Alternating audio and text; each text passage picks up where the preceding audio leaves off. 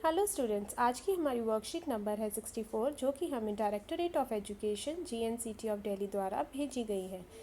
जैसे कि हम हमेशा वर्कशीट शुरू करने से पहले करते हैं, आप लिखेंगे अपनी वर्कशीट नंबर, डेट, अपनी क्लास, अपना नाम और अपनी क्लास टीचर का नाम। यह वर्कशीट 6, 7, 8 तीनों क्लास के स्टूडेंट्स के लिए सेम है। तो चलिए अब हम देखते हैं वर्कशीट। तो वर्कशीट में दिया गया है कि लॉकडाउन के समय पिंकू के दादाजी ने देखा कि पिंकू खेलने में बिल्कुल भी रुचि नहीं लेता और पूरे दिन टेलीविज़न पर कार्टून देखता है। तो पिंकू जो है वो हर टाइम टीवी देखता है और वो खेलने कूदने में रुचि नहीं ले रहा। अब आपको भी पता है कि इस महामारी के दौरान बाहर जाना बच्चों के लिए सही नहीं है, तो इसलिए ज़्यादातर बच्चे क्या करते हैं कि वो सारा दिन टीवी देखते हैं। तो यहाँ पर दादाजी कहते हैं, पिंकू क्या तुम्हें खेल खेलना अच्छा नहीं लगता? तो इस पर पिंकू कहता है, दादाजी मैं बाहर खेलने जाना चाहता हूँ, लेकिन इस महामारी में कोई भी बाहर खेल नहीं सकता। तो पिंकू कहता है कि उसका भी मन करता है कि वह बाहर खेले, पर इस महामारी में कोई भी बाहर खेल नहीं सकता।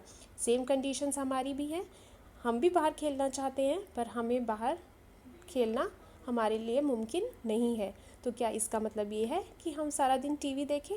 नहीं, क्योंकि टीवी देखने से हमारी आंखें जो है उन पर बहुत बुरा असर पड़ता है। तो इस पर दादाजी यह भी बताते हैं कि खेल खेलने के क्या क्या फ़ायदे हैं। तो बेनिफिट्स ऑफ प्लेइंग गेम्स। तो बेनिफिट्स ऑफ प्लेइंग गेम्स क्या क्या हैं, हमें क्या खेल खेलने से क्या क्या फ़ायदे होते हैं।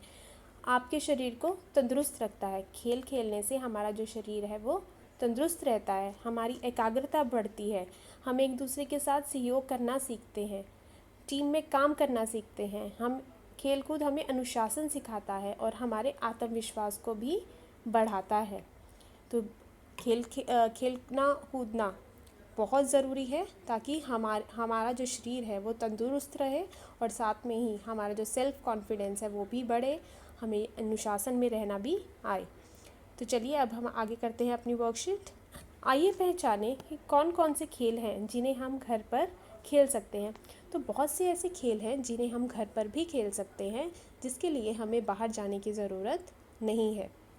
तो सबसे पहले आप चित्र देखेंगे, यहाँ पर आपको फुटबॉल दिया है। तो फुटबॉल जो है वो हम घर पर नहीं खेल सकते, तो यहाँ पर आप लिखेंगे नहीं।